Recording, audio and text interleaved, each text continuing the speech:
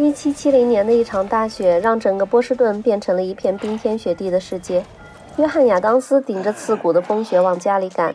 他是一名律师，在波士顿有一个温暖的家，妻子和3个孩子都靠他养活。在这天寒地冻的时候，什么都比不上妻子温柔的拥抱和坐在壁炉前喝一杯热茶了。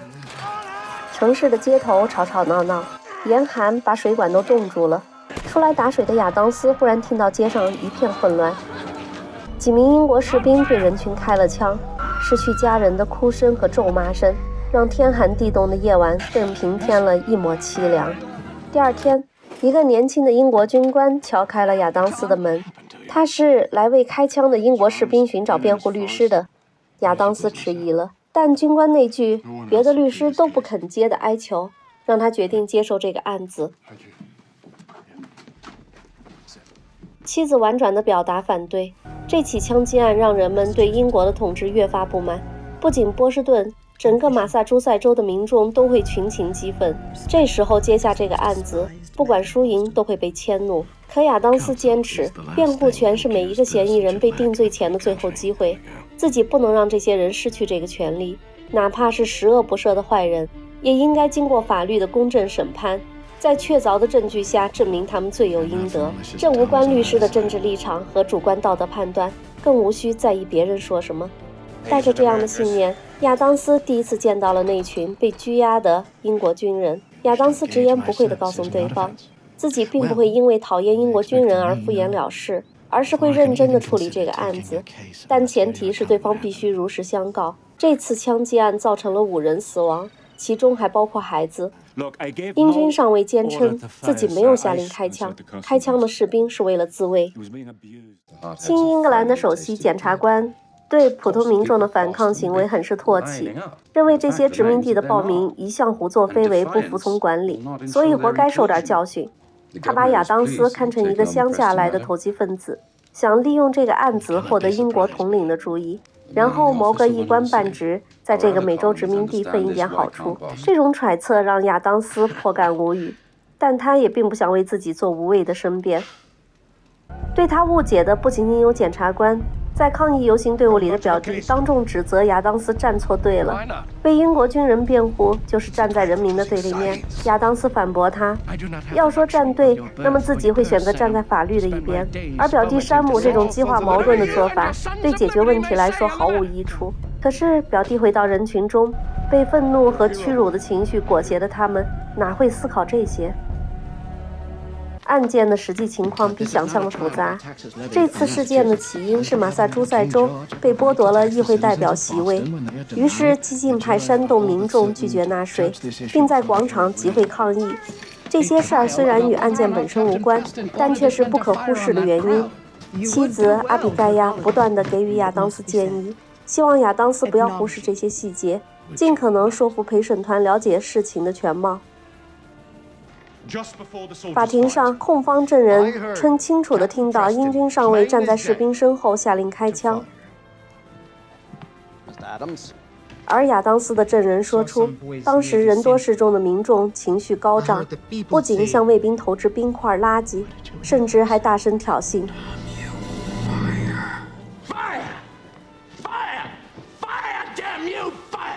第二次开庭，亚当斯说服了出事当天站在上尉身边的一名关键证人的出庭，证明当时上尉是站在士兵的前方，这个位置命令开枪就会射杀自己，所以这间接证明他不可能喊开枪。而开枪的士兵是因为遭到愤怒民众的殴打而开枪自卫，枪声一响就不再受控，其他士兵也都一一跟着开了枪，酿成了这起惨案。经过几轮举证，到了最关键的法庭辩论。深夜，在妻子的协助下，亚当斯彻夜未眠地写好了自己的辩论稿，并烂熟于心。第二天，他站在法庭上慷慨陈词。他说，当民众一边交税，一边被剥夺议会代表席位的时候，他们有权利表达不满，但行为必须要谨慎，否则正义也会变成邪恶的暴力。他又说，在证据面前，一切华丽辞藻的演说都是苍白的。法律的铁面无私不仅仅表现在对罪犯的哀求无动于衷，也表现在对群情激愤的舆论大潮的充耳不闻。约翰·亚当斯铿锵有力的演说和无可辩驳的证据，最终令陪审团判定英军上尉和士兵无罪释放。Not guilty.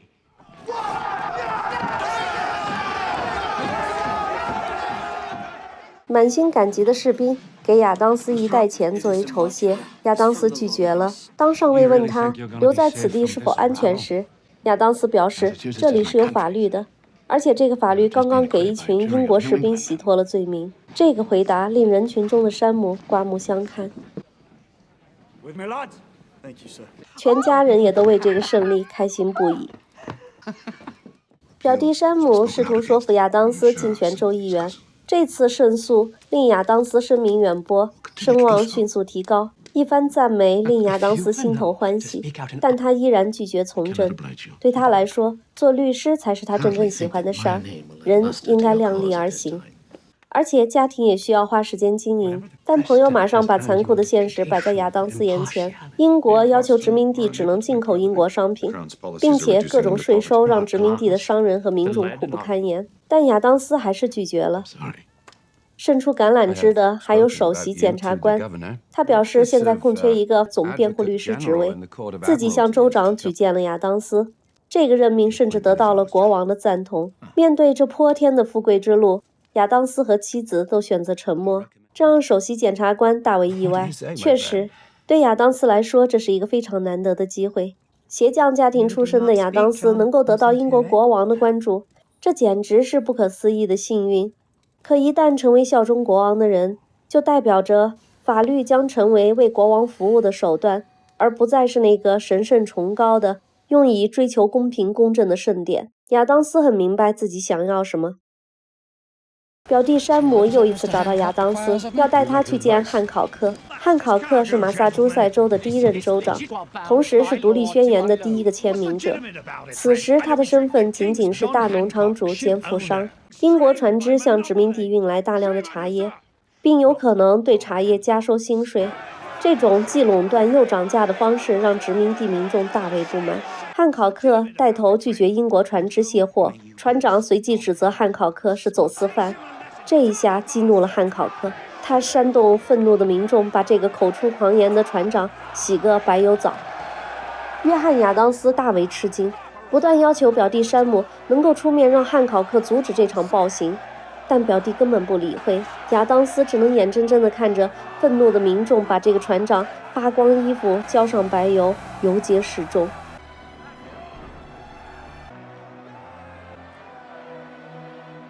滥用私刑的暴力革命让亚当斯愤怒不已，他大声质问表弟难道赞成这样的暴力行为。表弟称革命的牺牲在所难免。亚当斯愤怒地吼道，任何政治诉求都不能以诉诸暴力罔顾人命的违法行为为手段。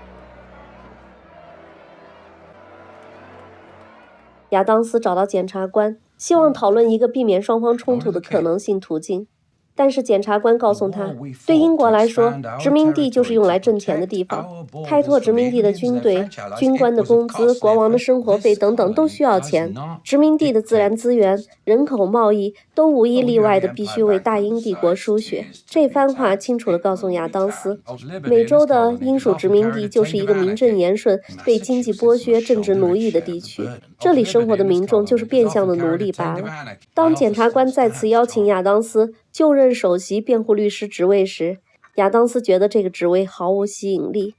此时的亚当斯清楚地意识到，虽然英国政府对待殖民地的政策是错误的，动机和目的都是自私贪婪的压榨，但还算不上罔顾法律、滥杀无辜的暴政。而表弟山姆和富商汉考克的目的也不单纯，他们利用民众的不满情绪，想要引发革命，夺取政治权利。在亚当斯看来，每个人内心都藏着野蛮和暴力的邪恶一面，如果不加以遏制，那么任何看似正义合理的诉求都将演变成极端违法的暴力伤害。至少这时，亚当斯还是更支持英国统治的。可惜现实总是与愿望相反，英国对待殖民地的政策变得越来越苛刻，不仅撤销了马萨诸塞州的法庭，所有罪犯均要运回英国本土审判，还进一步增加了驻守殖民地的兵力。港口都将被封锁，只允许英国船只来往。这样一来，殖民地的民间贸易与其他国家地区的海上往来均被切断，这根本就是韭菜不听话就干脆关起来割。山姆告诉亚当斯，他推选亚当斯作为马萨诸塞州的代表，去参加费城的一个政治会议——大陆会议，讨论如何寻得殖民地的自治权。亚当斯疑惑这个合理性。当他被一群推着炮车的士兵撞到后，他忽然明白，现在的法律是英国的法律，英国国王的意志就是法律。当他希望和检察官讨论这套针对殖民地的各项政策的合法性时，检察官告诉他，官员就是为英国国王服务的仆人，大家要做的就是顺从国王的意志，维护国王的利益，反抗者就是暴民。亚当斯豁然了，他找到了自己纠结已久的问题，那就是他愿意为之献身的法律应该是努力追求公平公正的法律，而不是为了某个国王皇帝服务的法律。而想要获得公平公正的法律，就必须从建立自治权开始。他接受了参加大陆会议的代表提名，并在市民集会上发表演说。他强调，自由和土地财产是人与生俱来的，不是皇帝、国王或贵族们赋予的，人人生而平等。Derived from our Maker.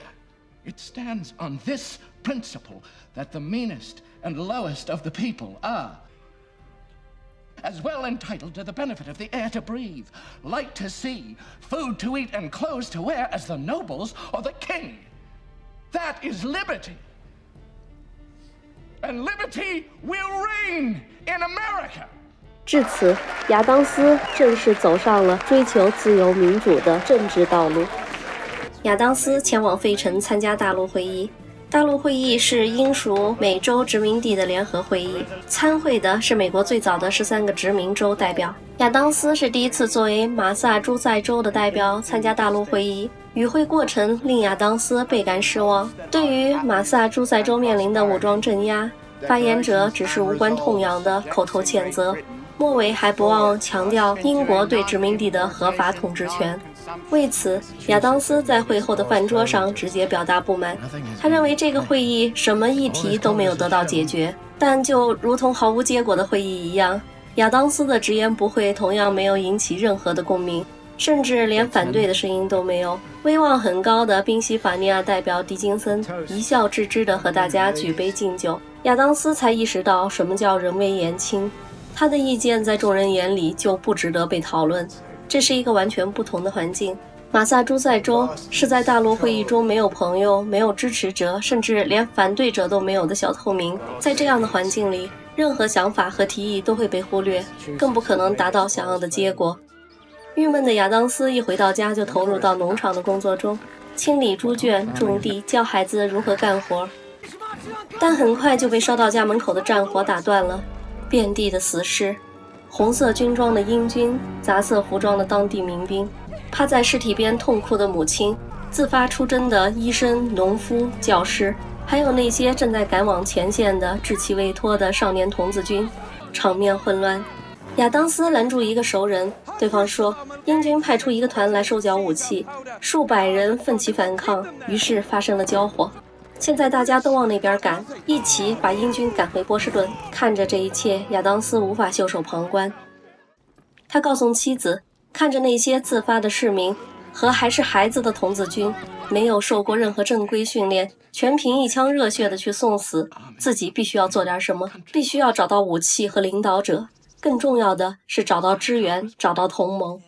在妻子的支持下，亚当斯重返费城的大陆会议。显然，马萨诸塞的战火已经传到了费城，不少对英国殖民政策敢怒不敢言的代表开始注意到马萨诸塞州。来自宾夕法尼亚的老富兰克林进门就大声地与亚当斯等代表打招呼，对马萨诸塞的硬气反抗表达敬意。但这并没有改变会议上的状况。南卡罗来纳的代表指责马萨诸塞的反抗毫无意义，而宾夕法尼亚的狄金森更是认为马萨诸塞的莽撞反抗会把其他殖民地也拖入战火。他提出大家一起礼貌地向英国国会表达诉求，相信国会一定会解决争端。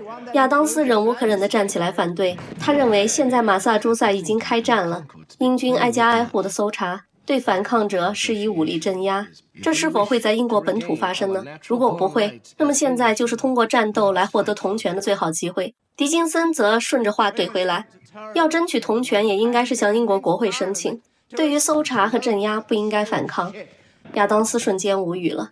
狄金森就是想把讨论拖入漫长而繁杂的申请流程里，完全不顾马萨诸塞已经血流成河。亚当斯愤怒地表示，自己的妻子和孩子就生活在战火边，他们无法等到遥遥无期的申请，自己也不能任由英军把他们赶出家园，拿起枪战斗是唯一的选择。狄金森冷漠地指责亚当斯就像个战争贩子一般在兜售着愤怒，如果执意要把大家都拖入战争，那么他将发动动议剔除马萨诸塞州的会议代表席位。亚当斯第一次失态地当众指责狄金森就是个冷血的权谋家，完全没有一点正义感和同情心，这引得主会人打断了他，开始唱票。结果除了少数地区支持马萨诸塞以外，大多数都支持狄金森向国会提起申请的倡议，甚至曾向亚当斯等人表达敬意的老富兰克林都把票投给了狄金森。亚当斯在会后不甘心地找到老富兰克林，富兰克林很坦然地告诉亚当斯，他的错误行为是造成被动局面的原因，然后毫不吝啬地把自己的政治经验告诉亚当斯。他说，首先政治是一种可能性的艺术，审时度势，顺势而为是一切行动的前提，贸然提出意见除了增加对立面外毫无用处。其次，尽可能不要树敌，特别是当众攻击狄金森的人品的行为非常幼稚和愚蠢。最后，政治家要精通语言的艺术，仗义直言的结果往往是祸从口出，所以话不能乱说。看着亚当斯一脸的沮丧，富兰克林给他指出一个潜在的盟友弗吉尼亚，他们的财富、威望和面积都是殖民地里的佼佼者，而且他们对马萨诸塞表现出来的同情和友善是显而易见的。当然，富兰克林也表示自己很愿意支持亚当斯，前提是亚当斯能用更聪明的方式来达到政治目的。在接下来的时间里，富兰克林把亚当斯引荐给了弗吉尼亚的代表哈里森和理查德·亨利里，同时他们见到了乔治·华盛顿。华盛顿为马萨诸塞的境遇颇感担心，他认为与会的殖民地是一个整体，英军攻击一个就等于在攻击全部。他正在自筹资金，组织一支志愿军前往马萨诸塞的战场，解救波士顿于水火之中。话语间展现出华盛顿坚定的意志和极强的行动力，寥寥数语就把他领导人的气质表现得淋漓尽致，瞬间折服了在场的所有人。接着他们遇到了托马斯·杰弗逊，他的言谈举止令人印象深刻。会议上，亚当斯带来最新的伤亡，马萨诸塞的死亡人数已经上升了400人，没有一个是受过专业训练的战士。亚当斯建议组建一个联军来一起对抗英军的行动，并推举乔治·华盛顿为联军的最高指挥官。乔治·华盛顿的统帅气质让与会众人无法拒绝这个提议，甚至一直反对战争的狄金森都感到没有合适的理由阻止华盛顿当选。果然，华盛顿以绝对的选票当选了殖民地联军的总司令职位，同时也通过了筹建大陆联军的提案。当大陆会议在白热化的争执中进行时，波士顿在战火纷飞中坚强抵抗，阿比盖亚独自操持着家里和农场里的事儿，给路过的伤病送水。看到运尸车上一张张熟悉的脸孔，还有那血染的旗帜，心里百味杂陈。战争被具体地呈现在眼前。受伤的民兵告诉他，英军借着轮船的炮火占领了邦克山，但是大家奋力抢了回来。阿比盖亚向丈夫抱怨会议的效率低下，担心战争会毁了家，把孩子们都裹挟进去。大陆联军的情况也不容乐观，应征入伍的士兵缺医少药，武器也不够，而且突发的天花夺去了很多人的生命，最终能投入战斗的只有5000人。亚当斯向华盛顿承诺自己会努力争取与法国和西班牙的支持，并透露了自己想要争取独立的想法。这想法与华盛顿不谋而合。天花不仅在大陆军传播，也在市民中传播。阿阿比盖亚用酒对家里全面消毒，冒着生命危险，用最原始的方式接种疫苗。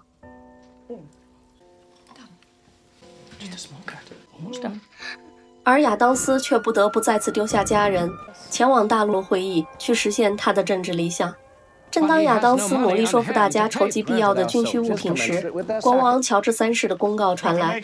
公告中把马萨诸塞的抵抗定义为叛乱，通缉领导者，并判处绞刑。这个公告导致那些中立的殖民地代表都开始倾向于马萨诸塞的强硬立场。亚当斯意识到独立的契机正在开始降临。与此同时，华盛顿将军率领的大陆军捷报频传，不仅缴获了英军的火炮枪支，还把波士顿的英军全都赶回了船上。他顺道来拜访了亚当斯的家人，并且帮助阿比盖亚把家书带给亚当斯。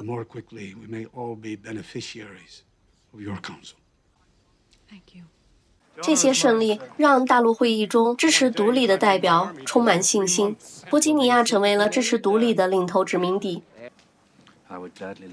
杰弗逊表示自己愿意全力推动这件事儿。会议上，弗吉尼亚的理查德·亨利里提出了独立的倡议。除了纽约的反对以及摇摆的南卡罗来纳等少数地区外，独立得到了压制性的支持。两派进行了激烈的争论。狄金森依然坚持不能离开英国的统治。老富兰克林站起来表示，既然英国国王无视美洲殖民地的请愿，而且把大家都当成叛乱来镇压，就已经失去了谈判的基础。那些必须的天赋人权将由自己建立的政府去实现。双方的唇枪舌战一直持续到了晚上。反对独立的南卡罗来纳提议把独立投票延迟20天，给大家足够的时间来做决定。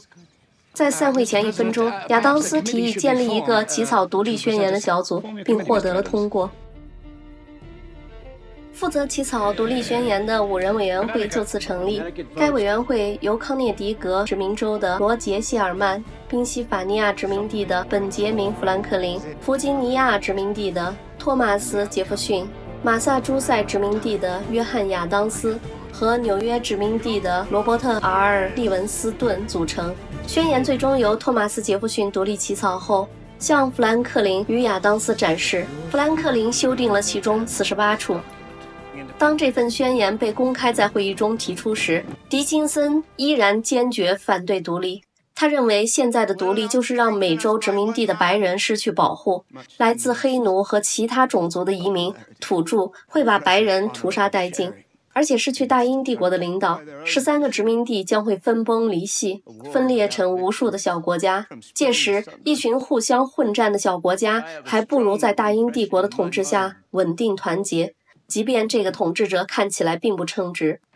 亚当斯站起来发言，他全盘接受狄金森的判断。确实，在以往人类的经验中，一个国家的良好运行必须依靠一个帝王专制的政治体系，也就是由一个人的意志来左右一个国家的运行。而现在，在座的所有代表都面临一个机会，一个开创先河的机会，建立一个有法治而不是帝王专政的国家，这在整个世界独一无二。用法律赋予人权利，同时法律之前人人平等。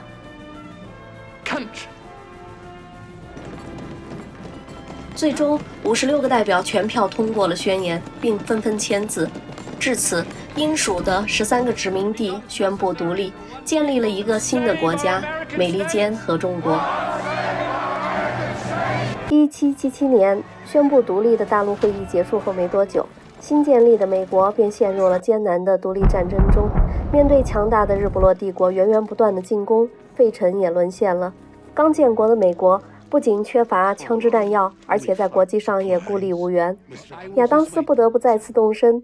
阿比盖亚虽然万般不舍，但她坚强地支持丈夫的行动，只是要求他带上长子约翰一起。为了获得法国的支持，亚当斯带上儿子登上了前往法国的轮船。这是一艘双桅纵帆船，他们从波士顿出发，先沿海岸线往北，到达加拿大后再开始穿越大西洋，然后到达爱尔兰海岸前往法国。他们将经历1个半月到2个月的航行颠簸，穿过季风和洋流以及恶劣的天气。这一天，他们在航线上碰到了英国军舰，这真是仇人相见，分外眼红。亚当斯想要帮忙，但上尉命令他回船舱等着，因为把他安全送到欧洲是自己的使命。外面的炮声隆隆，亚当斯无法安坐一隅，把儿子留在船舱，他拿起枪跑了出去。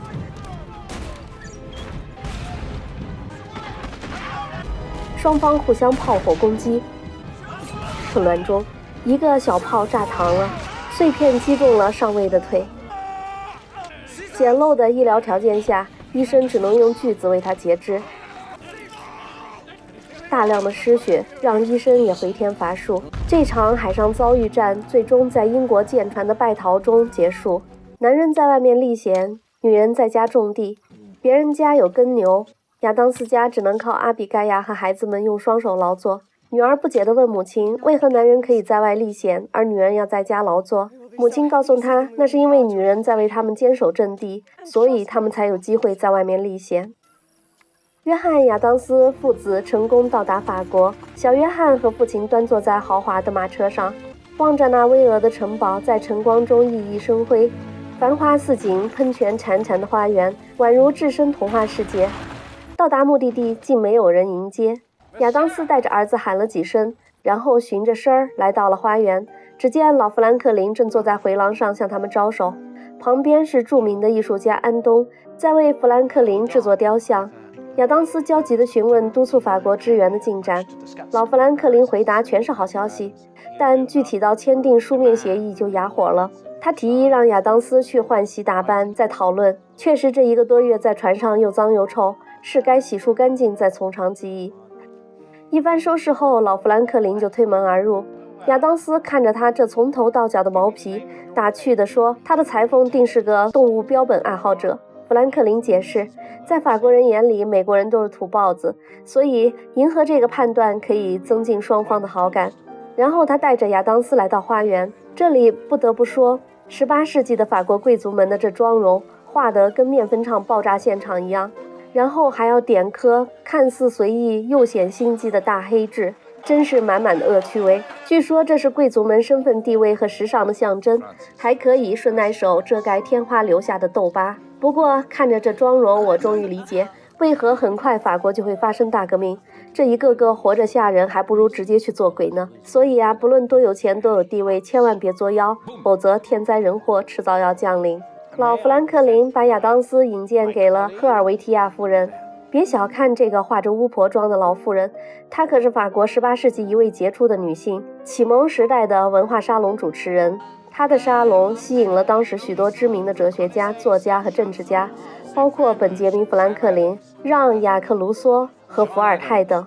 她嫁给了著名的法国哲学家克劳德·阿德里安·赫尔维提乌斯，所以她也被称为赫尔维提亚夫人。她在法国文化和知识界有着重要的影响力。在她精心营造的沙龙中，思想和文化得以碰撞和交流，产生了重要的社会和文化影响。想必这个花园里的聚会就是她沙龙的一部分。花园里聊完天，他们就一起参加了法式的长桌宴。富兰克林给他介绍了陆泽恩，陆泽恩是法国第1任驻美大使。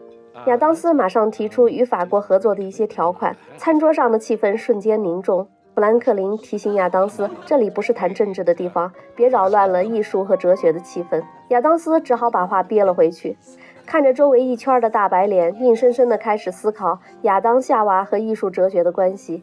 赫尔维提亚夫人又问起亚当斯是否喜欢戏剧和音乐。亚当斯诚恳地回答，自己没有时间去关注这些，因为自己只有把时间投入在政治和战争上，才能让孩子免于战争和不公，拥有去学校学习数学和哲学的自由，而他们的孩子才有机会去选择学习绘画和诗歌。这番精彩的回答引来大家的掌声，老富兰克林也投来赞许的目光。餐后，老富兰克林就开始在聚会上售卖美国国旗，这让亚当斯嫌弃的恨不得找个地洞钻进去。要说这富兰克林真是啥招都能用。终于，通过文化艺术界的影响力，法国国王路易16终于接见了亚当斯和富兰克林。在金碧辉煌的皇宫大殿里，亚当斯举手投足都很不自在，这是他第1次面见国王。他甚至都没有见过英国国王，而竟然被法王路易16召见。可惜整个见面过程非常的尴尬和局促，国王被大臣们簇拥着讨论议题。当他扭头询问亚当斯时，发现这个从美国来议事的大臣居然不会法语，于是狂笑着离去，真是满满的文化自信。亚当斯无比狼狈。之后外交部长单独会见了富兰克林和亚当斯，他提议亚当斯在法国多留些时间，学法语再回去。但亚当斯直言自己此行是为了督促法国履行与美国的合作协议。外交部长表示，法国已经与英国开战，军舰也都派去了。亚当斯传达华盛顿将军的话，这10几艘军舰远远不够，然后希望大臣向法王转达，如果不增加对美国的支持，美国独立不了。言下之意，这场战争法国也赢不了，这让外交部长瞬间面露凶相。富兰克林赶紧道歉，他追上拂袖而去的亚当斯，严厉地告诫他，同盟之间不能上来就指责和抱怨，外交官应该多听少说，非说不可的时候也要语言婉转。但这次亚当斯失去了耐心，他不再愿意听富兰克林的说教，大声怒斥自己不愿意美国刚刚摆脱了英国又被法国控制。说完不顾一屋子的人投来诧异的眼神，转身而去。富兰克林感到既失望又无奈。与此同时，法国舰队停靠在波士顿港，指挥官德斯坦伯爵邀请山姆亚当斯等一众马萨诸塞州官员上船晚餐，阿比盖亚也在邀请之列。法国人吃个饭都有一个弦乐队在旁伴奏，而且伯爵对阿比盖亚一通法式恭维，糖衣炮弹铺天盖地。阿比盖亚非常得体地客气感谢，她表现出的智慧和见识以及对丈夫的信任折服了在场众人，但谁也不知道她正在为久久没有收到丈夫的家书而担心无比。当亚当斯接到女儿家书问为何不回信时，他无法提笔诉说自己的挫败。紧接着亚当斯接到来自美国国会的通知，国会任命富兰克林作为唯一的美国代表与法王沟通，这让亚当斯挫败感更上一个台阶。他骂骂咧咧地搬出了赫尔维提亚夫人的庄园，但他并没有放弃。亚当斯开始自己联系可能的盟友筹集款项，他试图说服荷兰给美国贷款1000万用于战争。这里要说明，当时的英国是世界上最强大的殖民帝国之一，拥有广泛的海外殖民地，包括北美、加勒比地区、印度和部分非洲地区。英国皇家海军是当时世界上最强大的海军力量之一，所以法国、西班牙、荷兰等国都希望能够削弱英国的力量，而美国的独立就是一个千载难逢的机会。所以美国提出的这点小钱不在话下。他们担心的是目前的战况没法与在英国的战争中败仗连连，他们犹豫再三，最后还是拒绝了亚当斯的贷款。再次受挫的亚当斯发现了富兰克林给国会的信中指责自己在法国外交部长面前的失态，这是他被排除在谈判之外的直接原因。不过富兰克林确实有效地争取到了更多的支援，法国又加派了舰队和陆军投入到美国战场。正巧美国派往俄国的外交官即将启程，亚当斯把儿子交给他，带去俄国学习锻炼。目送着儿子离去，亚当斯一病不起。美国战场上，法美联军捷报频传，阿比盖亚和孩子们分享着来自胜利的喜悦，但她依然迟迟没能等到来自丈夫的家书。她并不知道，此时丈夫正在死亡线上挣扎。美国胜利的消息传到了荷兰，亚当斯的病也在好消息的振奋下日渐好转。荷兰外交官亲自登门造访，给亚当斯带来了借款的支票，这是一笔500万的贷款，那1000万的贷款已被批准分2次交给美国，而且特别优惠至5%的利息。这接踵而来的好消息令亚当斯相当兴奋，最开心的是他被再次派往法国，在英国和谈的会桌上提出有利于美国的条款。1784年，法国的天气阳光明媚，亚当斯在签署完与英国的和平协议后，又被继续留在法国，处理美国与欧洲各国的商业政治磋商。于是亚当斯把妻子阿比盖亚接到了法国，夫妻久别重逢。阿比盖亚为周遭的华丽感到局促不安，成排的佣人，富丽堂皇的房间摆设，直到走进一间偏僻的布满灰尘的空置房间，两个人才终于无需掩饰地互诉衷肠。约翰·亚当斯主动向阿比盖亚道歉，请求妻子原谅自己许久未给家里写信，并为妻子独自承担家和照顾孩子的重担而深感内疚。阿比盖亚却将满腔的埋怨一扫而光，看着眼前这个优秀的丈夫，满眼都是幸福和骄傲。这个世界上真的有这种知己战友般的爱情吗？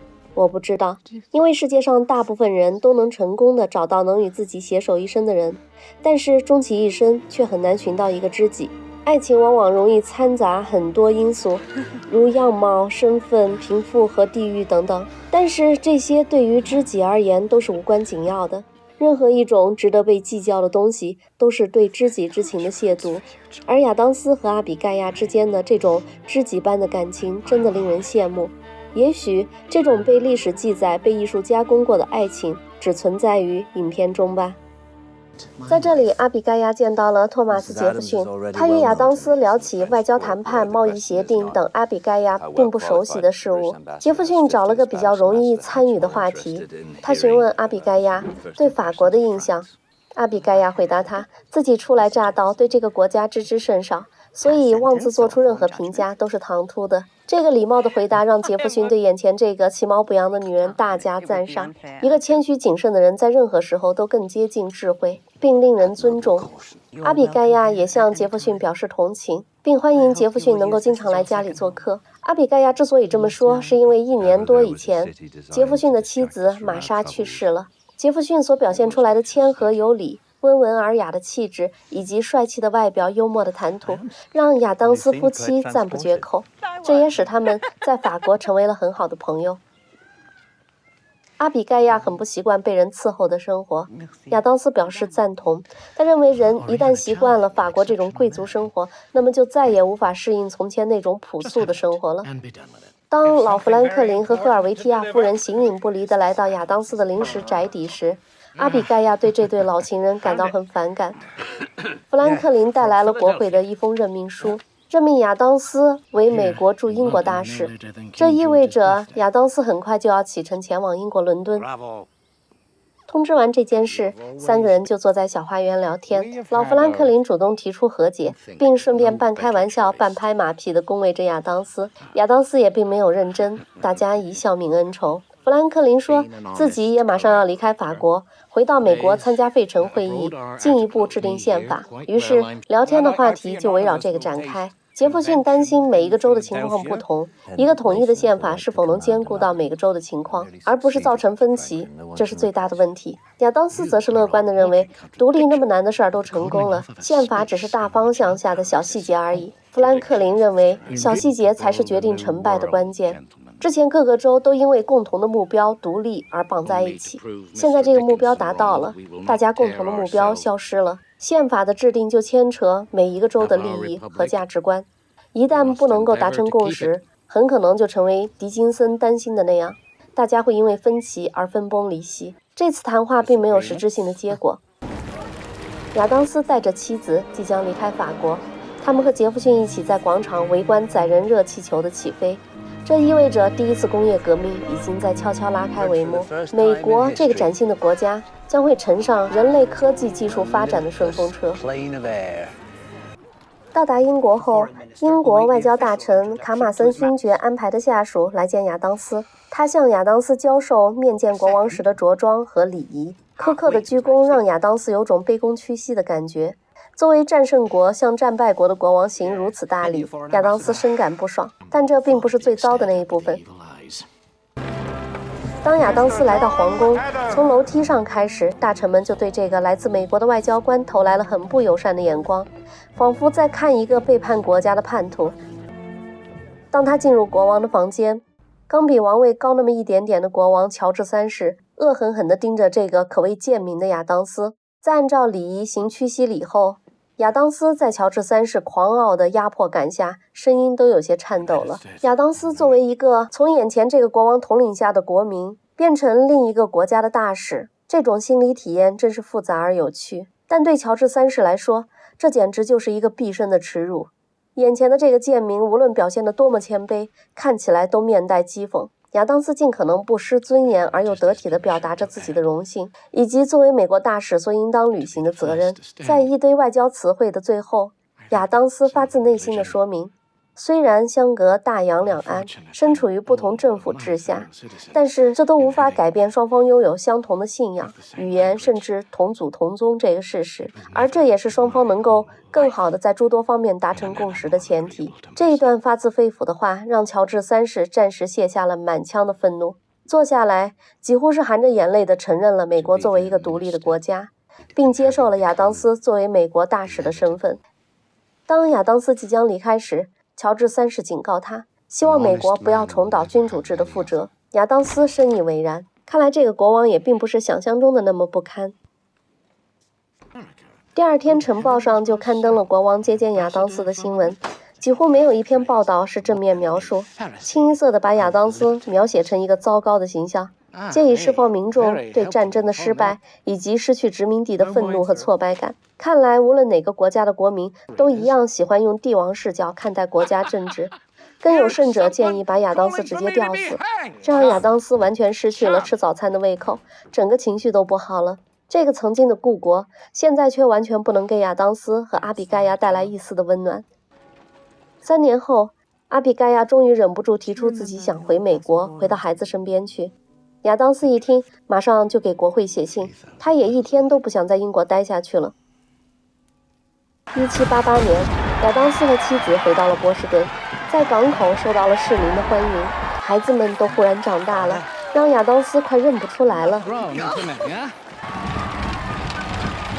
回到家里，亚当斯希望能够安度晚年，却被告知他在美国声望很高，会被提名为州长或者大法官，甚至副总统。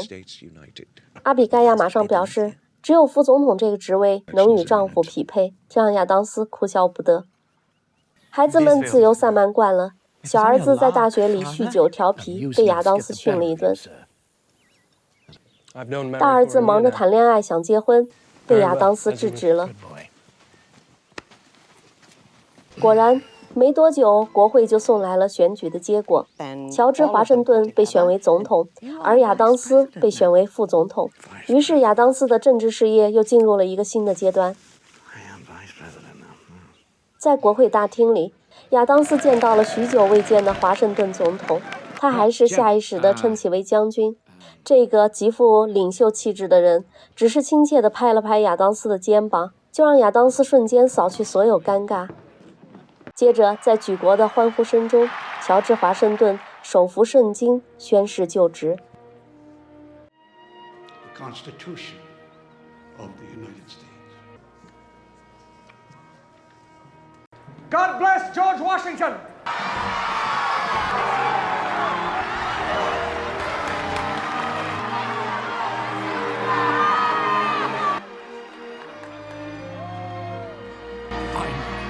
Fine. 在美国独立战争中，乔治·华盛顿作为大陆军总司令，指挥了多次关键的战役，并在1781年取得了最终胜利。1783年，英美在法国签订了《巴黎条约》，华盛顿辞去总司令职务，并以隐退的姿态回到了博农山庄园。而此时的他已然成为了全国民众敬仰的伟大英雄。1789年，乔治·华盛顿被国会全票通过，担任美国第一任总统，为新生的美国奠定了政府框架和政策方向。任期内，他建立了内阁制度，并且积极维护联邦的统一，并努力促进了经济发展。1792年，他再次当选，总共担任了2届。在2届任期结束后，他坚决不再连任，并由此确立了美国总统最多连任2届的传统，被美国尊称为国父。确实，这样一个视权势为责任、不贪图依恋权势的人，能够在美国建立之初出现在美国，并成为美国的领导者，真的是美国人民巨大的幸运。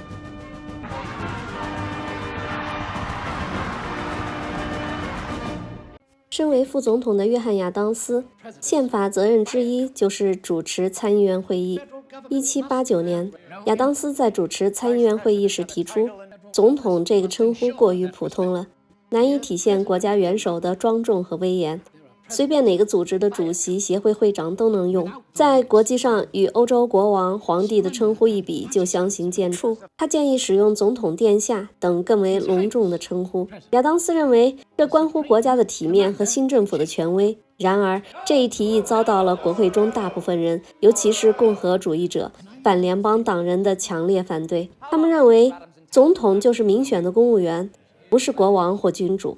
这种称呼违背了美国共和制的平等精神，而且批评亚当斯把宝贵的会议时间浪费在这种琐碎礼仪的问题上。于是讥讽地给约翰·亚当斯起绰号叫圆胖殿下。这件事儿在美国历史上被称为头衔争议。圆胖殿下的称呼成了亚当斯人生中尴尬的一幕。他后来也承认，当时有点用力过猛。这场争议让亚当斯深感羞辱。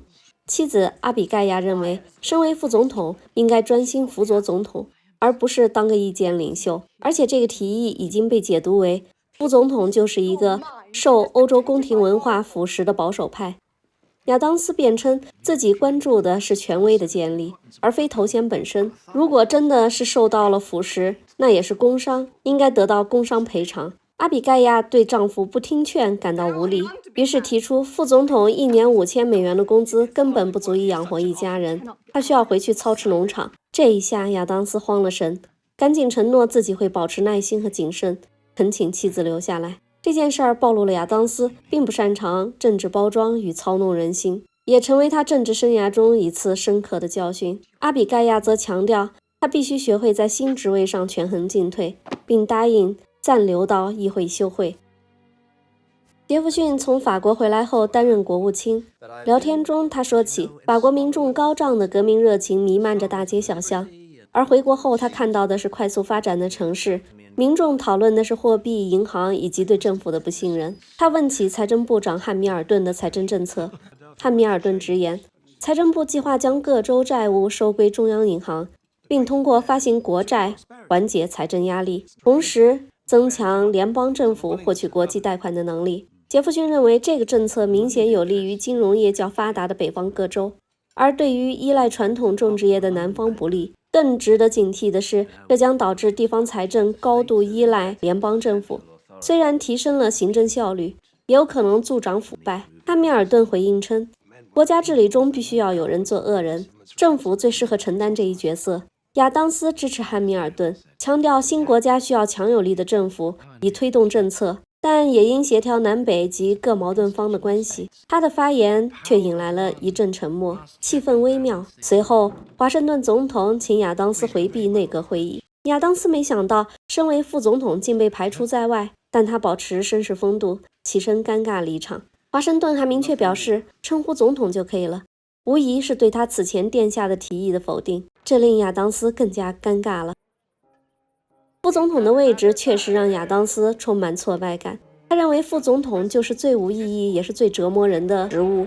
每天5小时的参议院会议中，他只能静坐聆听，毫无发言权。对于一个习惯了掌控局面、发表见解的人来说，这种被动的角色完全是一种折磨。他向挚友拉什博士抱怨，却得知自己当年当选是因为多数人认为他是最不会给华盛顿添麻烦的人，而并非看重他的才能，这令亚当斯倍感屈辱。与此同时，亚当斯注意到国会已经逐渐分裂为两派，一派与他同样支持建立强力的中央政府，另一派的共和主义者则倡导人民自治。比起个人职位的尴尬，他更担忧这两派分歧可能撕裂这个新生的国家。杰弗逊来拜访亚当斯夫妻，老友相聚，聊得很开心。亚当斯表示自己和妻子一直很担心杰弗逊的安危，那些关于法国大革命中随意处决官员的新闻让人看起来心惊胆颤。杰弗逊却对这些暴力不以为然，他认为这是专制走向民主的必要代价，并自豪地提及自己参与起草了人权宣言及法国宪法。亚当斯担心民众情绪一旦被煽动便难以控制，法国国王很难平息这场运动，而且欧洲其他君主很可能会出兵干预法国的局势，这将使与法国签有协议的美国陷入两难。杰弗逊认为麻烦都是暂时的，在欧洲新兴一个民主国家更令人兴奋。亚当斯提醒他，华盛顿总统具有独立的判断，建议他还是少谈参与法国事务的事儿。杰弗逊开始担忧华盛顿权力过大可能导致独裁。亚当斯回应，比起独裁，更应该警惕那些以民主为名的暴徒和投机分子。杰弗逊感叹，人类追求自由的道路是由理想主义者和暴君的尸骨铺成的血路。他明确支持革命中的暴力行为的态度让亚当斯震惊，这与当初看着码头上的暴行却无动于衷的表弟毫无二致。阿比盖亚也敏锐地察觉到杰弗逊身上某种令人不安的转变。杰弗逊过于相信民众的智慧，她提醒丈夫保持警惕。不久后的内阁会议上，汉密尔顿与杰弗逊就美国对法国动荡因迟的立场发生了激烈争执，两人当着华盛顿的面大吵，导致会议不欢而散。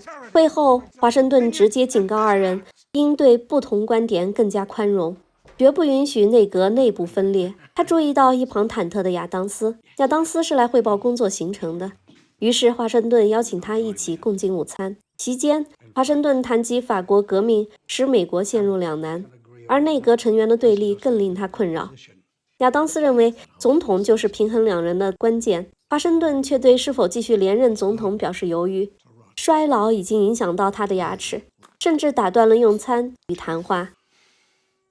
很快，亚当斯就看到来自法国大革命的涟漪正在美国街头上演。法国大革命的支持者们当街砍下了法国国王人偶的头颅，这几乎是对法国大革命的生动演绎。亚当斯的担忧正一步步成为现实。法国特使向美国要求一起对英国宣战，华盛顿总统拒绝了。美国不能一边与英国贸易，一边对英国宣战，而且美国作为一个主权国家，有自己的利益要维护。特使表示，美国与法国签订有统战协议。汉密尔顿补充道，那是与法国路易国王签订的，现在路易国王被处决了，那这份协议也就失效了。特使气急败坏地表示，美国民众都想胖揍英国人，这是一个好机会。华盛顿总统警告他，不允许他在本国煽动任何的战争。这个特使干脆舍去尊称，大呼要在美国掀起一场革命，来迫使总统接受这场为了自由民主而战的战争。华盛顿总统看着这个疯子般的特使，深感革命有时候就像瘟疫一样，会夺取一个人的智商。比如这个特使已经完全搞不清楚身份和环境了。华盛顿总统的态度很清晰，他不想把刚刚建立的国家推入一场大洋彼岸的战争。与总统意见相左的杰弗逊开始考虑辞职，他认为汉密尔顿影响了整个事件。汉密尔顿的财政政策就是参照英国，同时致力于建立一个强有力的政府，哪怕这个政府会滋生腐败，会变得专制，会充满剥削，都无所谓。而华盛顿总统选择不帮助法国，就等于在与全球的集权国家一起绞杀民主。这个现实令他失望。亚当斯反复解释都无法改变杰弗逊的这种消极想法，最终杰弗逊决定提交辞呈。亚当斯对这个多年一起并肩战斗的老友的离去感到无比的不舍和遗憾。一个曾在华盛顿麾下服役的军官史密斯向亚当斯求娶女儿，亚当斯的态度是复杂的，他认为女儿还太年轻，另一方面他对史密斯的投机倾向深感不安。妻子阿比盖亚告诉亚当斯，女儿娜比爱上了史密斯上校，这让亚当斯不得不接受了这门婚事。婚礼顺利举行，但新婚不久的女婿在餐桌上向亚当斯暗示希望得到政府职位，这触碰了亚当斯的底线，他绝不允许让自己的权利为私事服务，当场拒绝了女婿的请求。儿子查尔斯在婚礼后就爱上了这个女婿的妹妹，两家真是亲上加亲了。杰弗逊辞职后，亚当斯又回到了内阁会议中，华盛顿感到很无奈，他极力的挽留，依然无法阻止杰弗逊的辞职决心。汉密尔顿对此表现得喜闻乐见，亚当斯这才发现隐匿在门后阴影中的汉密尔顿。亚当斯似乎感受到杰弗逊的那番话的意思，同时也对这位财政部长深藏不露的心思有了些忌惮。这次法国特使的到访间接撕裂了华盛顿总统的内阁。汉密尔顿抱怨公开接见法国特使导致英国认为美国会和法国并肩而立。华盛顿决定派出一名特使出访英国，解决这场危机。人选是首席大法官杰伊，另外还需要派一个有经验的外交官。华盛顿希望亚当斯的大儿子约翰能够担当重任，这个从小就跟着父亲在外历练的孩子确实非常有经验。说着就与亚当斯进屋详谈。被留在外面的汉密尔顿心情复杂。离开后，亚当斯去见了儿子，告诉他总统决定派他担任荷兰大使。身处欧洲又靠近海牙，可以获得大量的信息。亚当斯对儿子感到非常的自豪。约翰希望带着弟弟查尔斯一起去，但被父亲拒绝了。当时查尔斯正在纽约当实习律师，但查尔斯根本不喜欢这个父亲指定的专业。最终，约翰带着小弟弟托马斯出发了。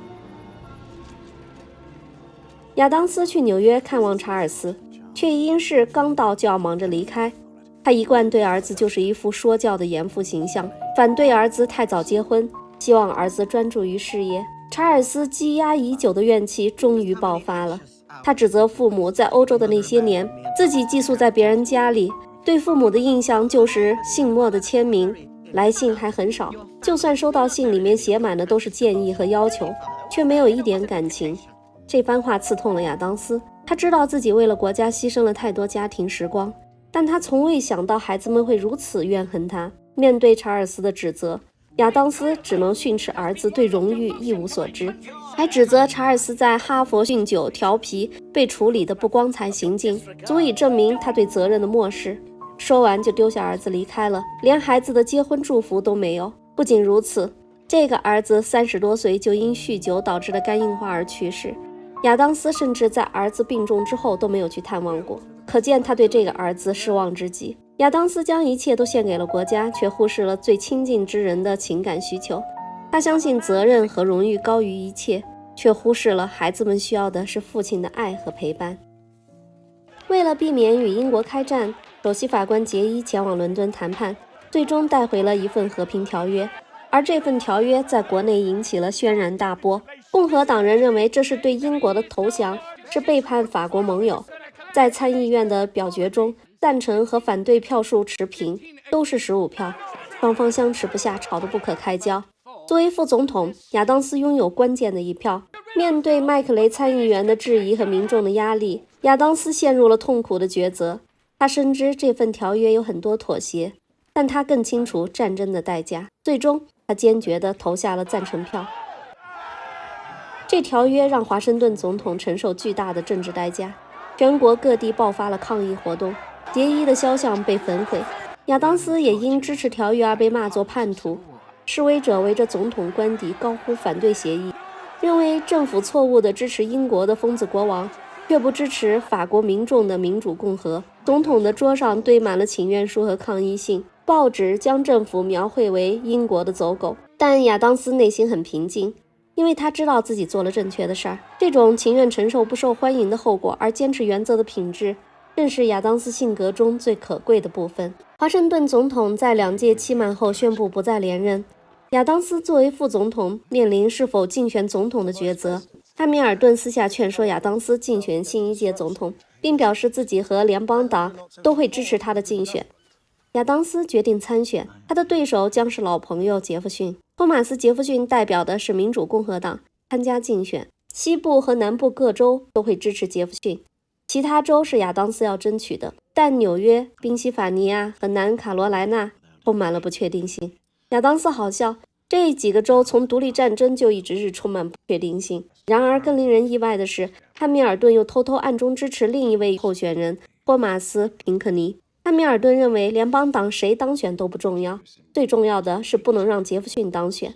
而且亚当斯还得知，汉密尔顿就是在第一次选举中把亚当斯选为副总统的幕后操纵者，这令亚当斯感到深深的愤怒和背叛。这些种种乱象令他苦笑。政治就是如此，充满了阴谋和算计。能力、贡献和资历在权力游戏面前往往显得苍白无力。最终，约翰·亚当斯以71票当选总统，托马斯·杰弗逊68票当选副总统，托马斯·平克尼59票。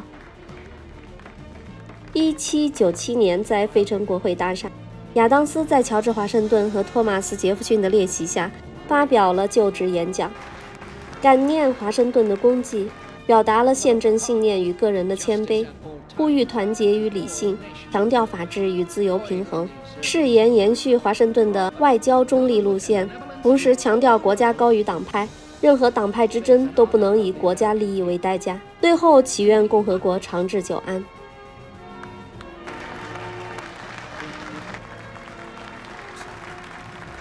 Mr.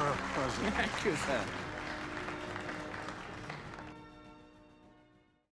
They would not call George Washington hermaphroditical. I could call him toothless, though.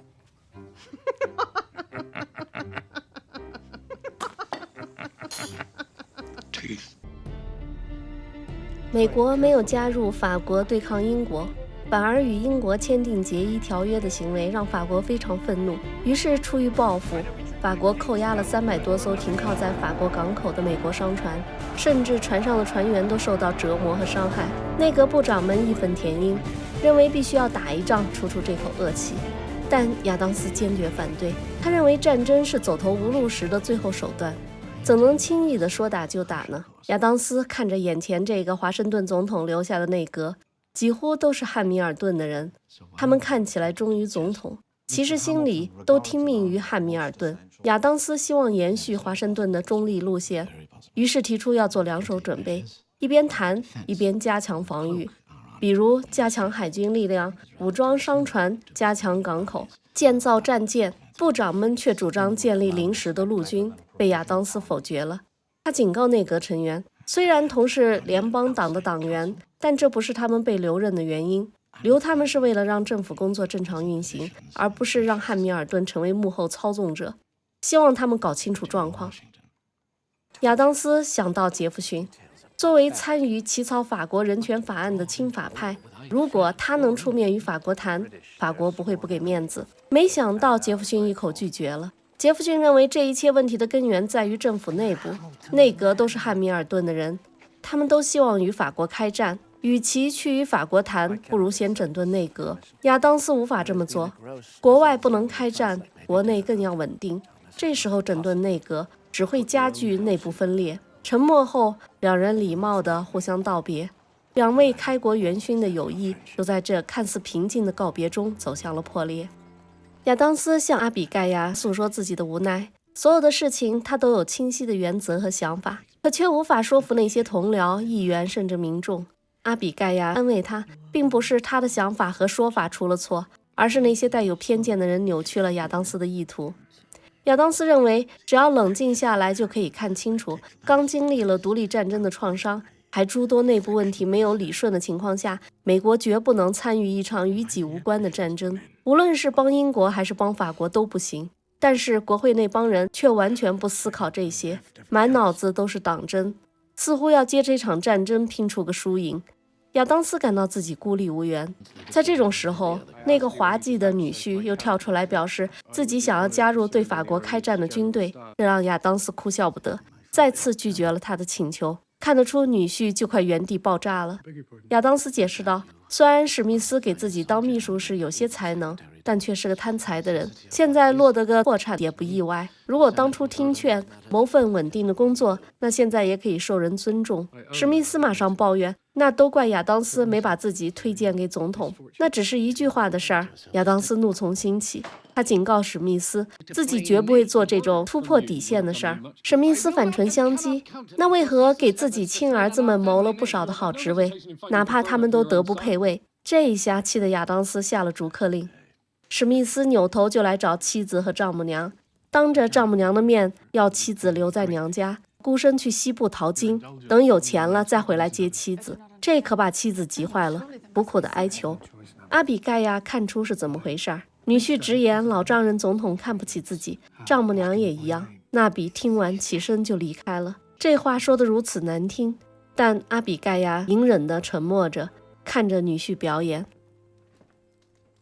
此时的花园里，亚当斯正在和刚从法国碰了一鼻子灰回来的特使说话。法国拒绝接见美国特使，特使认为这是法国方面吃透了亚当斯不敢打，所以可以随便怎么折辱都没关系。亚当斯愤怒法国毫无底线的挑衅，但又不得不马上把这掀起民愤的消息公之于众，稍微迟一些都会导致杰弗逊的民主共和党在此事上大做文章。随后亚当斯把法国的回复拿给副总统杰弗逊看，法国要求1000万美金的战争借款，以及法国执政官特列朗个人要求25万美金的好处，拿钱之后才愿意谈判。这赤裸裸的索贿令杰弗逊大感意外，他试图为法国开脱，认为这只是特列朗个人的行为。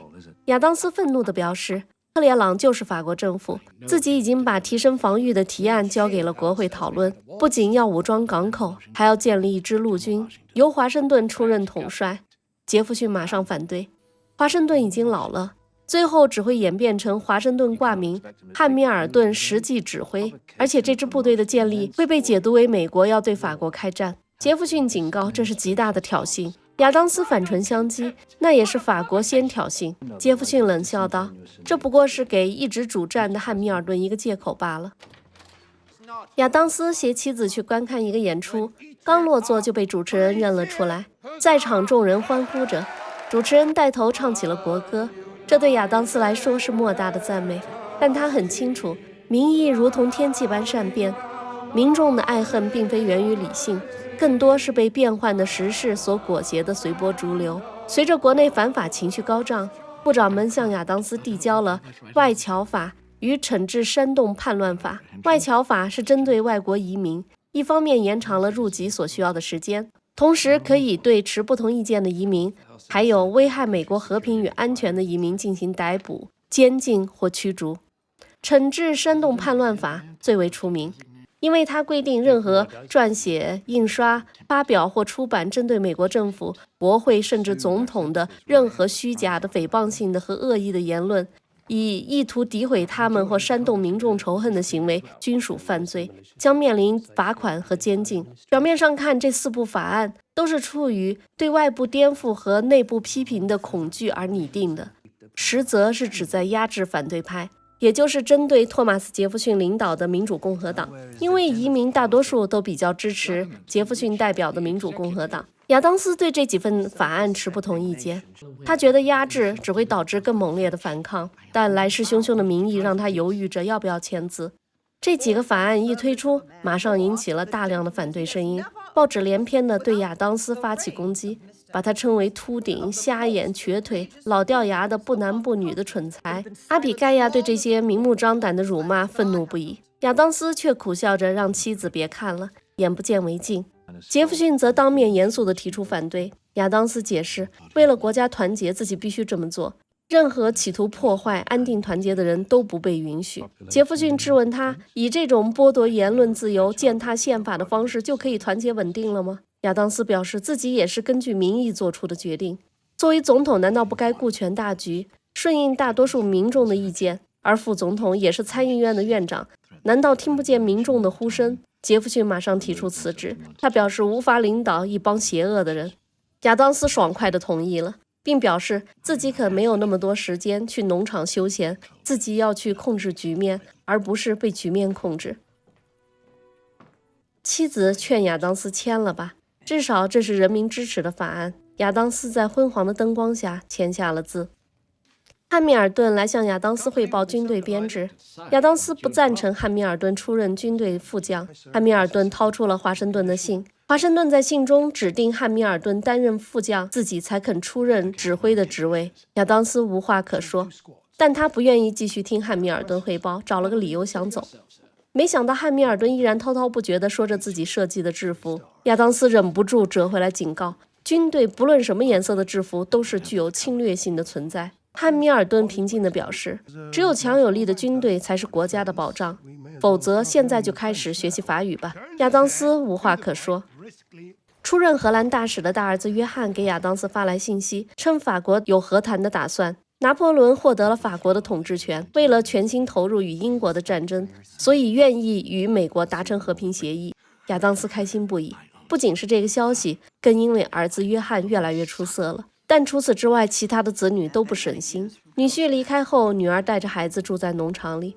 妻子阿比盖亚非常担心这夫妻两地分居，不论对孩子还是对两人的感情都是种伤害。看着女儿既伤心又无奈的样子，阿比盖亚心疼，却又无可奈何。阿比盖亚提出让女儿带着孩子和自己一起去费城，但女儿决定留在老家。她觉得孤身带着孩子的状态会给总统父亲添麻烦。小儿子查尔斯的妻子萨莉带着孩子来投奔亚当斯。他告诉阿比盖亚，查尔斯因为酗酒、债务、破产，还把约翰出使荷兰前交给他打理的财产都被人骗光了。亚当斯来到儿子住的贫民窟里，看着醉倒在屋里的儿子，又生气又失望，斥责查尔斯为逆子，并与之断绝关系。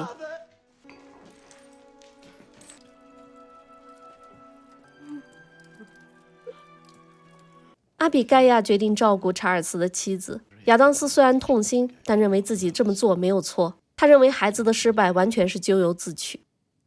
欧洲局势风云变化，汉密尔顿想要趁着英法战争之际，占领密西西比河一侧的西班牙控制的佛罗里达和路易斯安那州。不仅如此，汉密尔顿的野心还希望接管西班牙在非洲的殖民地。亚当斯马上驳斥汉密尔顿的想法，认为现在讨论这些超出能力的事简直是与发疯无异。这惹恼了汉密尔顿，他警告亚当斯别忘记怎么当上总统的，只是领先3票而已。说罢拂袖而去。既然要与法国和谈了，亚当斯马上提请国会解散了军队。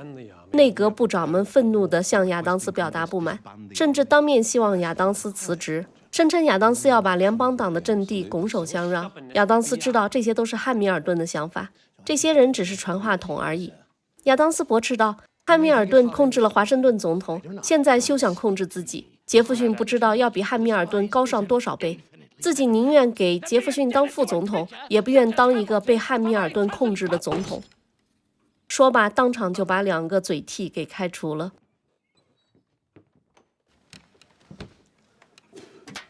总统府从费城迁往华盛顿，亚当斯和妻子来到尚未完工的白宫，看着里里外外忙活的黑奴，阿比盖亚感叹道：“饥饿的奴隶建立起一国之都，真是一语双关。”巨大的华盛顿画像让亚当斯感到怪异。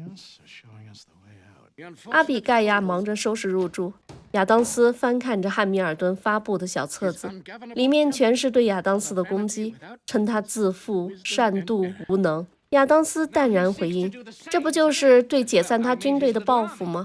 这小册子将促成杰弗逊当选。”比起连任，亚当斯更关心的是关于巴黎的消息，但巴黎和谈却久久没有传来消息。晚餐时，亚当斯把那本小册子丢入火中，他希望人们能够记住他寻求美法和平的责任，并希望这被铭刻在他的墨碑上。妻子举杯，两人相对而饮，看着这座新建立起来的房间，亚当斯祝福他和将来居住的人都能够福气满满。查尔斯重病，阿比盖亚赶回农场照顾。查尔斯问起父亲，母亲解释亚当斯正忙于选举，儿子失望不已。查尔斯请求得到母亲的原谅，阿比盖亚拥抱并亲吻了他，告诉他自己从未责怪过他，希望他能够快点好起来，回到自己身边。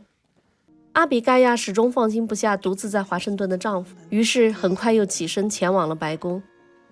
与此同时，美法条约终于洽谈完成，虽然从签署到生效还需要1个月的时间，亚当斯如愿地实现了和平，但代价是他错过了竞选的各种拉选票的活动。大选结束，联邦党的候选人纷纷落败，民主共和党的杰弗逊和博尔票数相同。秘书表示，如果当时亚当斯支持对法开战，选举结果肯定大为不同。亚当斯反对道，自己绝不会当一个双手沾满鲜血的总统。卸任之前的最后一件事，也是最重要的一件事，亚当斯要召回远在荷兰当大使的儿子，让儿子重返国内政坛。大儿子约翰·昆西确实没让亚当斯失望，成功地当选了美国第6任总统。而此时，阿比盖亚接到了小儿子查尔斯去世的消息，悲痛不已。亚当斯还是那句话，他不原谅这个失败的儿子。但在妻子起身走开后，亚当斯独自红了眼眶。杰弗逊来找亚当斯，希望他能够打破相同的票数。亚当斯则希望杰弗逊当选后不要太轻法，不要肃清那些联邦党成员。杰弗逊表示，如果自己不能全权控制，何必还竞选总统呢？面对这些分歧，两人始终无法做出妥协，最后只能礼貌地告别。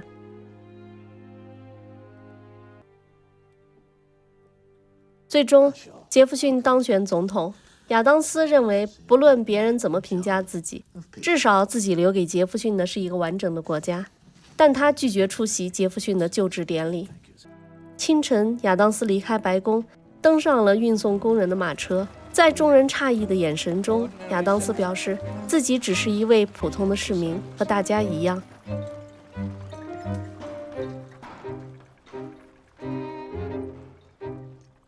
亚当斯在费城的家中开启了平静而漫长的退休生活。一家人用餐时，小儿子托马斯在报纸中读到，有文章批评杰弗逊总统与黑人奴隶萨利·海明斯的家庭关系。之前我们曾介绍过，杰弗逊的原配妻子玛莎是一个二婚寡妇。玛莎在去世后，杰弗逊终身都没有再娶。但在他圈养着上百个黑奴的大型庄园中，有一个混血黑奴情人。这个混血黑奴就是萨利·海明斯，萨利又恰好是他妻子玛莎的同父异母的姐妹，这关系真是一言难尽。萨利默默无闻地为杰弗逊生了6个孩子，终其一生都没有正式的妻子名分。除了夭折的2个孩子，活下来的4个孩子在成年后获得了自由人的身份，而杰弗逊为了不让这件丑闻公之于众，给知情人$50的封口费。可还是纸包不住火。亚当斯不愿意听这些，而接下来报纸上还称，杰弗逊在就任副总统期间，曾怂恿和资助他人撰写文章诋毁亚当斯，称亚当斯这个总统当得并不称职，这令亚当斯非常吃惊。愤慨之后就是情绪低落。亚当斯认为杰弗逊这么做伤害了自己，作为副总统做这种事儿也损害了国家的声誉，同时也感到自己被世人耻笑和鄙视，最终会被遗忘。一分心就被滚落的石头砸伤了脚，打着石膏不能动弹，令亚当斯更加悲观。阿比盖亚鼓励他通过写作来为自己辩护，但亚当斯认为这么做毫无作用。回想起整个独立战争，显然是富兰克林、华盛顿和杰弗逊3个主角，其他人都成了无足轻重的陪衬。而在自己背负所有的骂名，拒绝对法开战之后，杰弗逊倒顺理成章地与拿破仑开始购买法属殖民地的谈判了。的确，如果亚当斯连任，那么这些功勋跟杰弗逊就没有关系了，世事弄人。阿比盖亚表示，杰弗逊已经不是曾经那个老友了，就放下吧。此时，一个家庭危机正在悄悄降临。亚当斯的女儿娜比右乳房有硬块，疼痛难忍，家里请来了医生为其检查。拉什医生诊断她患有乳腺癌，建议立即进行乳房切除手术。在19世纪初，这意味着一场没有麻醉的酷刑。尽管亚当斯和阿比盖亚难以接受，但除了同意手术，并没有别的办法。当时的医疗条件落后，娜比在喝下一点止疼的鸦片酊之后，咬住东西忍痛开始手术。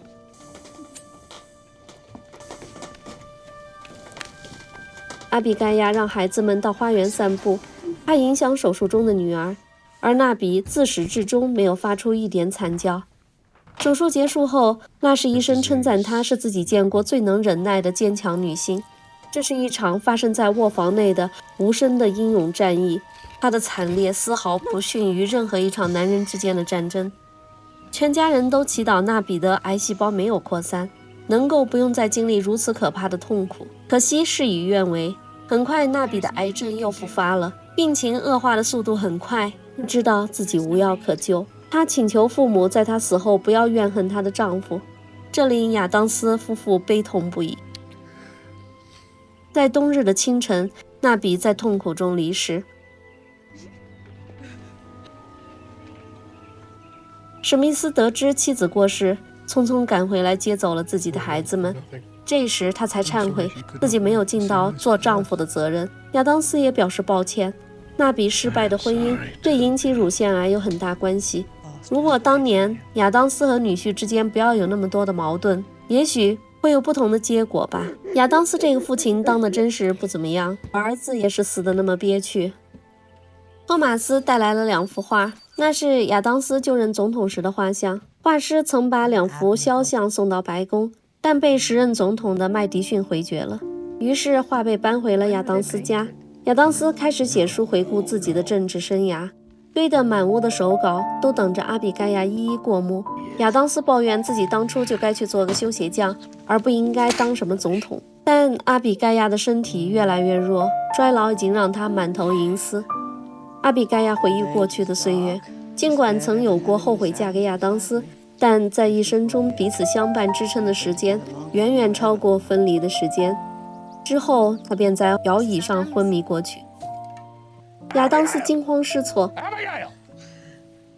缓缓苏醒后的阿比盖亚与亚当斯道别，表示自己会在天堂等他。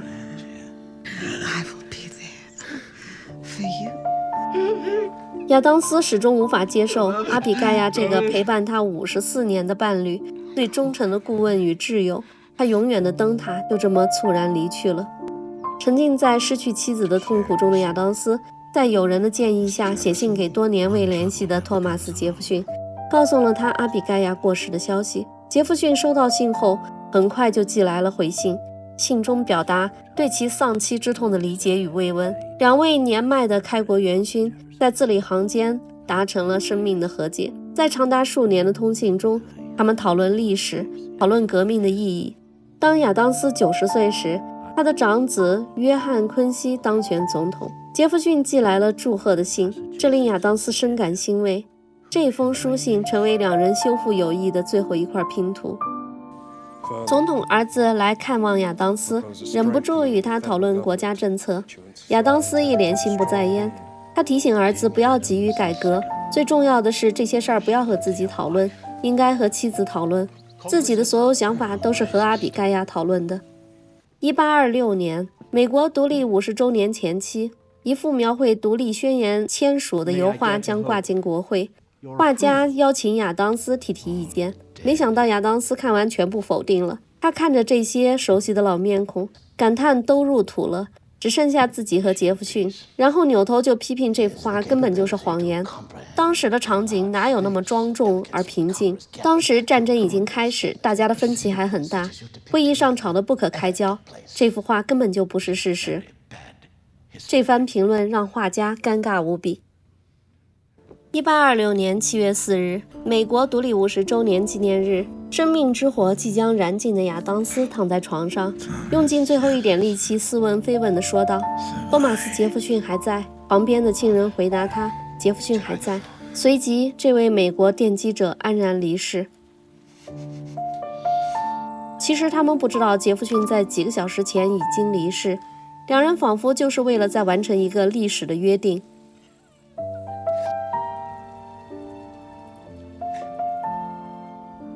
影片最终定格在阿比盖亚曾写给亚当斯的话语上，那不仅是爱情的宣言，也是一代人为自由奋斗的墓志铭。如果我要画出我的心灵，你就会知道，和你共同度过的岁月给我带来多少无以言喻的喜悦。后人呢？你们绝无法想象，为了维护你们的自由，我们付出了多少代价。我希望你们会妥善加以利用，若非如此，我会在天堂里后悔我为了维护自由出过的每一分力。好的，本剧就全剧终了。亚当斯和杰弗逊的关系真是一波三折。在独立战争期间，两人是紧密的盟友，他们都是大陆会议的代表，而且亚当斯是提名杰弗逊起草独立宣言的关键人物，因为他认为杰弗逊文笔更好且更受欢迎。美国独立后，两人一同出使欧洲，一个在法国，一个在英国。亚当斯欣赏杰弗逊的才华和文笔，杰弗逊则尊重亚当斯在辩论和政治上的激情与坚定。但两人回国后，随着美国政党政治的出现，两人因政见不同而分道扬镳，关系彻底破裂。亚当斯加入了联邦党，主张强大的中央政府、精英治理，警惕法国大革命的过激行为。杰弗逊则建立了民主共和党，主张周全、农业立国、个人自由，同情法国革命。1800年的总统选举，杰弗逊击败了寻求连任的亚当斯。这场竞选充满了人身攻击与诽谤，亚当斯被描绘为渴望君主制的暴君，而杰弗逊被指控成无神论者和懦夫。杰弗逊就职后，两人断绝了所有往来，长达10多年。阿比盖亚去世后，在他们共同的朋友本杰明·拉什的斡旋下，亚当斯主动迈出了和解的第一步。在之后的14年里，他们通信多达158封，他们的书信内容极少涉及过去的个人恩怨，而是广泛探讨了历史、哲学、宗教、政治、自然和衰老等深刻话题。最后，两人在同一天去世。而且是独立宣言的50周年纪念日。这一巧合实在过于惊人，以至于当时所有美国人都将其视为上帝之手的干预，是上帝对美国建国事业的最终祝福。这个结局为他们的关系赋予了某种天命所归的神奇色彩。约翰·亚当斯作为美国国父之一，是完全正面的人物形象，大段大段的政治宣言令人汗毛直立。他从一个法律专业人士转变成一名政治人物的过程刻画得很细腻，并没有简单粗暴地把某一方刻画成坏人。政治就是一场博弈，他反对你死我活的战斗。亚当斯的动机从始至终都是以公平公正的法律为最高追求，不管是反抗不公平、寻求自治的民众，还是拥有武装力量的统治者，亚当斯的目标是尽可能诉诸法律来解决争端，而不是诉诸暴力，因为暴力的后果必然是牺牲一些人的生命为代价。所以依法治国是明智的选择，但前提是依法就不能以国王皇帝的意志随意修改法律，否则这法就失去了公平的意义。从名气上说，约翰·亚当斯远比不上乔治·华盛顿、本杰明·富兰克林或者托马斯·杰弗逊几位，但我想大卫·麦卡洛选择描写一本以约翰·亚当斯为主角的书，恰恰是非常高明的。他的生活与亲人，他的成功与失败，他的主张与信念，都比那几位顶尖的名人更值得玩味。从约翰·亚当斯的故事中，我们能看到历史忽略了什么，错过了什么。他为我们提供了一个更客观、更冷静的角度。但说实话，约翰·亚当斯不是一部传统意义上来说很好看的剧集，没有什么热闹的火爆大场面，没有紧张悬疑的情节，更没有香艳华丽的镜头。7集用了8个多小时，对很多人来说都是对耐心的考验。但我必须要说，这种耐心绝对是值得的。这是一部精妙绝伦的剧集，甚至可以说在某种程度上比《兄弟连》《西部风云》都更加优秀。从这部剧中可以领悟到领导之道、历史透视和人性洞察，顺便还能发现一堆自己不行的地方。人家的一生怎么那么精彩呢？本剧的制片人是著名的演员汤姆·汉克斯，正是他的积极筹措运作，才能够让本剧从书本搬上荧屏。传闻他带着一本满是便签的约翰·亚当斯传记，与原著作者大卫·麦卡洛相约在一个餐厅，通宵达旦地讨论着剧本的构架。很难想象啊，一位是好莱坞著名演员和制片人，一位是屡获殊荣的历史学家和作家，这2个连名字都很难同时出现在一起的人，竟然会坐在一起彻夜畅谈。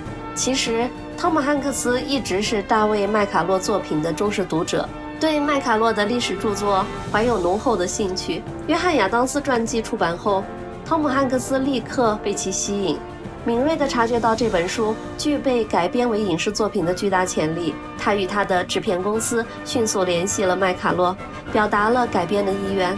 麦卡洛也被汤姆·汉克斯的热情和专业态度所打动，愉快地同意了这次合作。于是这段跨界合作就此展开。在合作中，2人都对历史准确呈现的部分格外的关注。汤姆·汉克斯与制作团队花费了大量的时间研究历史细节，甚至对每一处拍摄地点的选择都严格把关，以确保能够真实还原18世纪的美国。麦卡洛作为历史顾问，在剧本创作和拍摄过程中提供了大量的专业意见，帮助剧组避免了许多历史错误。这样的细致打磨，使得本剧不仅具有视觉上的真实感，还充满了历史的厚重感。在选角的过程中，汤姆·汉克斯特别看重演员是否能够准确表现出历史人物的性格和面貌。最终，保罗·吉亚马提被选中饰演约翰·亚当斯，而劳拉·林尼则饰演阿比盖亚·亚当斯。麦卡洛对这2位主演的表演非常满意，认为他们完美地再现了亚当斯夫妇的形象。拍摄过程中，汤姆·汉克斯和麦卡洛常常一起探讨历史，并且在片场举办了几次即兴的历史讲座。麦卡洛以其渊博的知识和生动的讲述方式，成为了剧组的历史老师。最终，约翰·亚当斯播出后获得了巨大的成功，赢得了13届艾美奖和14届金球奖。就这样带来今天我们所看到的这部剧，让我们能够通过这部影视作品深入地了解美国历史上的伟大人物和事件，感受历史的脉动和力量。好的，今天我们就聊这么多，更多精彩我们下期继续。谢谢大家光临露天电影院，欢迎大家点赞关注，并在留言区与我们交流互动。我们下期见。